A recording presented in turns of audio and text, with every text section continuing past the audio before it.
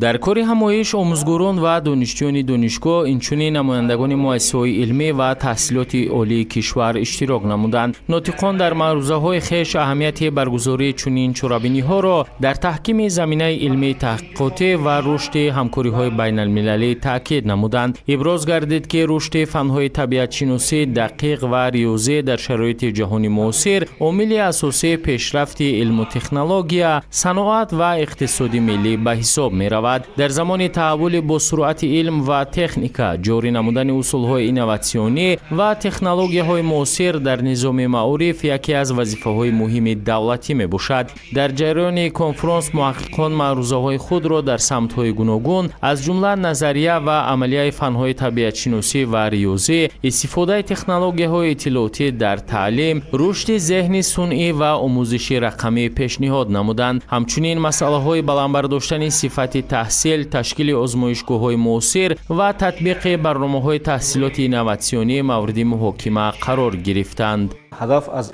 برگزاری کنفرانس مذکور آشنا گردیدن عالمان با نتیجه‌های علمی مکتب‌های علمی مختلف و در اساس همکاری به دست آوردن نتیجه‌های نوی علمی و تطبیق آنها در سمت علم‌های شیمیا به شمار می‌رود.